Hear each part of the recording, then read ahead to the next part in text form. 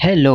आपने एक चीज़ सुना होगा कि फायर फाइटर्स को सबसे ज़्यादा किसी चीज़ का रिस्क होता है तो वो स्मोक होता है।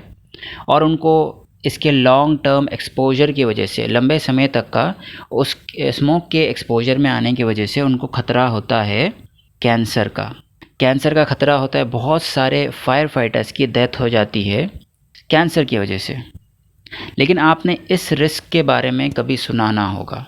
जो रिस्क के बारे में आज आपको बताना चाहता हूँ वो है साइकोलॉजिकल रिस्क, या आप इसे कह सकते हैं साइकोलॉजी में इसे ट्रॉमा कहा जाता है। ट्रॉमा एक ऐसी चीज़ है जो आपको पिछले हुए एक्सपीरियंस जो आपके होते हैं उन एक्सपीरियंस, ये सिर्फ फायर फाइटर्स के साथ ही नहीं बल्कि बहुत सारे लोगों के साथ होता है। ट्रॉमा मीन्स पास्ट एक्सपीरियंस, पिछले लाइफ के पहले के एक्सपीरियंस की वजह से जो आपको एक शॉक में डाल देता है, जो आपको एक शॉक में एक बहुत ज़्यादा मेंटली आपको क्या कर देता है, डिस्टर्ब कर देता है। अभी फायर फाइटर्स की बात करें तो फायर फाइटर्स बहुत सारे सिचुएशन से डील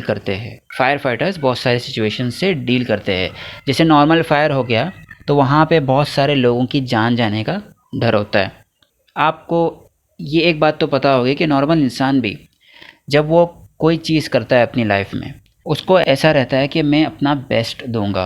वैसे ही फायर फाइटर्स का भी होता है, क्योंकि अब फायर फाइटर्स का जो काम होता है वो एक बहुत बड़ा, बहुत ज़रूरी और बहुत बड़ा काम होता है, लोगों की लाइफ बचाना, लोगों की लाइफ सेव करना।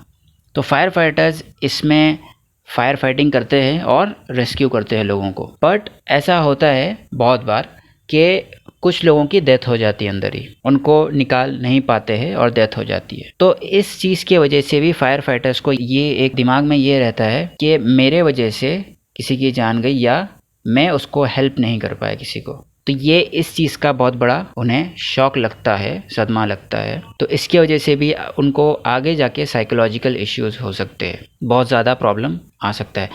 उसके बाद ये है कि फायर फाइटर्स एक फैमिली जैसे होते हैं। फायर जो भी क्रू होता है, जो भी पूरा टीम होता है, चाहे वो सीनियर हो चाहे वो जूनियर्स हो, सब एक फैमिली जैसे होते हैं। उनमें एक दूसरे में बहुत ज़्यादा एक जैसे एक फ्रेंडली या एज अ फैमिली में जैसा जिस तरीके का एक रिलेशन होता है उस तरीके का उनके साथ भी रिलेशन होता है। और फायर फाइटर्स ऐसे ऑपरेशंस में जाते हैं, फायर फाइटिंग करने के लिए रेस्क्यू ऑपरेशंस में जाते हैं। तो होता ये है कि किसी फायर फाइटर का, किसी फेलो वर्कर का, किसी एक क्रू मेंबर का क्या हो गया, डेथ हो गया, ऐसा होता है।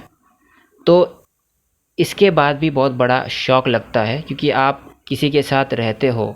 ट्रॉमा उसकी उस चीज़ की वजह से भी होता है जब आप किसी को आप चाहते हो और किसी से अच्छा खासा आपका रिलेशन है, अच्छी खासी दोस्ती है, उसको अगर लूज़ कर दो, अगर उस जो है उनका डेथ हो जाए तो उसके वजह से भी आपको एक शॉक लगता है, तो वो ट्रॉमा होता है। वैसे ही फायर फाइटर्स का भी इस तरीके से जब वो अपने किसी क्रू मेंबर को लूज़ कर देते हैं तो उसकी वजह से उन्हें बहुत बड़ा शॉक लगता है। ऐसे ही सिचुएशंस से डील करने के बाद फायर फाइटर्स को साइकोलॉजिकल रिस्क होता है। साइकोलॉजिकल रिस्क से बहुत बड़ा इनको एक्सपोजर होता है और उसकी वजह से उन्हें बहुत सारे प्रॉब्लम्स को झेलना पड़ता है। लेकिन ये प्रॉब्लम्स दिखाई नहीं देते, ये पर्सनल प्रॉब्लम्स होते हैं और ये ज़्यादा करके दिखाई नहीं देते। हमको तो ये लगता है कि हम जो फायर फाइटर्स होते हैं सिर्फ फायर फाइटिंग करते हैं, डेथ हो जाती है, जान बचाते बचाते किसी की डेथ हो जाती है, ख़तरनाक काम है। मगर ये भी एक बहुत बड़ा रिस्क है जिसे इग्नोर नहीं करना चाहिए। तो फायर फाइटर्स को साइकोलॉजिकल जो भी हेल्प रिक्वायर्ड होता है वो प्रॉपर हेल्प किया जाना चाहिए।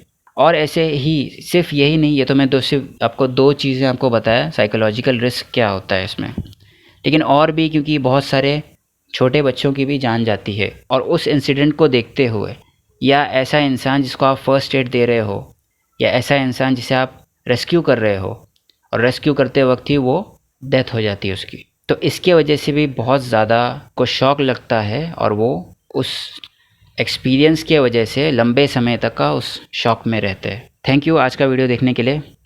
ज़्यादा से ज़्यादा शेयर करें ताकि इसके बारे में अवेयरनेस और ज़्यादा फैले। Thank you so much for watching this video.